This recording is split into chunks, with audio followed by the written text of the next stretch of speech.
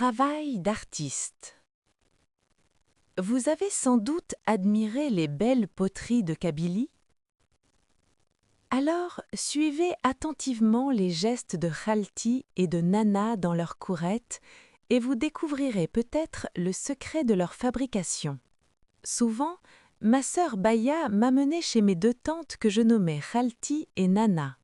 J'avais alors 2 ou 3 ans.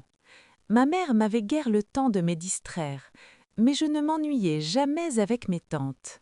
J'adorais rester près d'elles et je pouvais les observer pendant des heures. Elles travaillaient l'argile et la laine.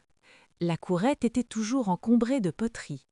Voici, à l'angle, près du portail, un gros tas de bois qui servira à la cuisson. L'argile se travaille dès le printemps. Baya et Khalti vont la chercher dans des paniers à plusieurs kilomètres du village. Elles la font sécher et l'écrasent pour obtenir une fine poussière. De cette poussière, elles font ensuite une pâte qu'elles pourront modeler quand elle commencera à devenir solide.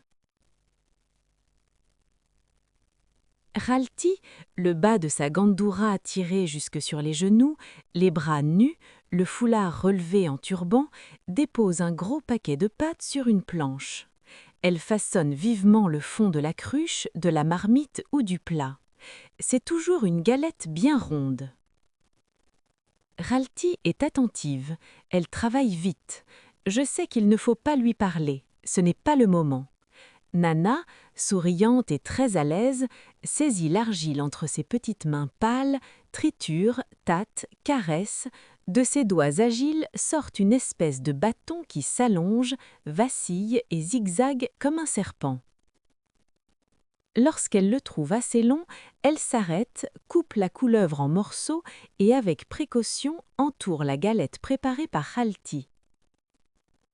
Alors, munie d'une planchette bien lisse, elle tire l'argile, amincit encore le serpent qui monte et dessine bientôt le bas de la paroi. Elle passe au fond suivant, puis à un autre encore, et ne tarde guère à rattraper sa sœur. Mes tantes ne préparent que 3 ou 4 ustensiles à la fois, parce que la cour est petite. Le dernier ustensile préparé, Nana revient au premier qui a déjà un peu séché. Nous disons qu'il a bu. Elle prend de nouveau un cylindre de pâte et l'ajoute à l'ustensile commencé. Puis, à l'aide de la raclette, elle aplatit, tire, polit, amincit l'argile, supprime les bavures. Les parois montent petit à petit, la marmite ou la cruche se dessine. Khalti ne fait pas seulement les fonds de marmite, elle travaille aussi bien que Nana.